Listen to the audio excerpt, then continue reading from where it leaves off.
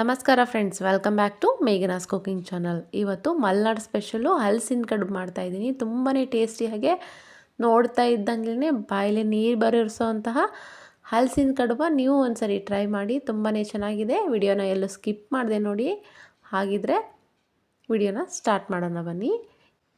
ಮೊದಲಿಗೆ ನಾನಿಲ್ಲಿ ತುಂಬಾ ಹಣ್ಣಾಗಿರುವಂಥ ಹಲಸಿನ ಹಣ್ಣು ತೊಗೊಳ್ತಾ ಇದ್ದೀನಿ. ಒಂದು ಮಿಕ್ಸಿ ಜಾರ್ನ ತೊಗೊಂಡ್ಬಿಟ್ಟು ಒಂದು ದೊಡ್ಡ ಬೌಲಲ್ಲಿ ಜಾಸ್ತಿ ಹಣ್ಣಾಗಿರಬೇಕು. ಆ ರೀತಿ ಹಣ್ಣಾಗಿರೋವಂಥ ಹಲಸಿನ ಹಣ್ಣಾದರೆ ತುಂಬಾ ಟೇಸ್ಟಿಯಾಗಿ ಬರುತ್ತೆ. ಅದನ್ನು ಒಂದು ಬೌಲಷ್ಟು ಹಾಕ್ಕೊಂಡು ಚೆನ್ನಾಗಿ ನುಣ್ಣಗೆ ರುಬ್ಕೋಬೇಕು.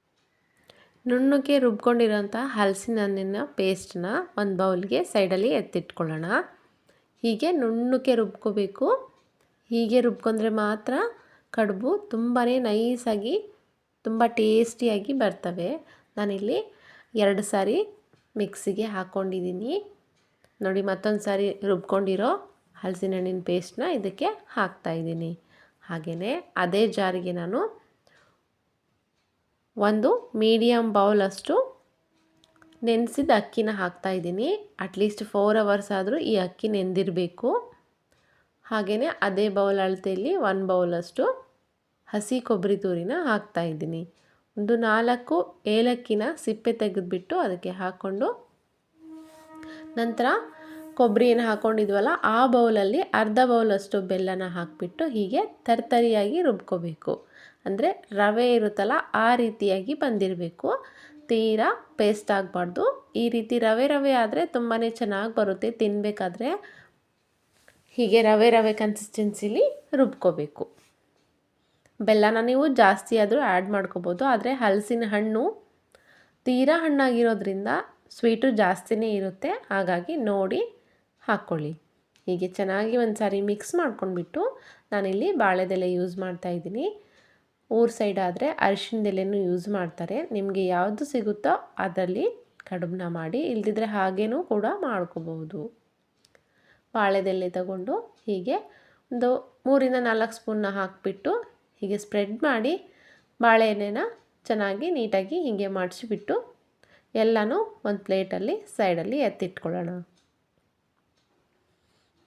ನೋಡಿ, ಎಲ್ಲನೂ ಒಂದು ಪ್ಲೇಟಲ್ಲಿ ಎತ್ತಿಟ್ಕೊಂಡಿದ್ದೀನಿ. ಇವಾಗ ನಾವು ಇಡ್ಲಿ ಪಾತ್ರೆನ ತೊಗೊಂಡು ಅದಕ್ಕೆ ನೀರನ್ನ ಹಾಕ್ತಾಯಿದ್ದೀನಿ.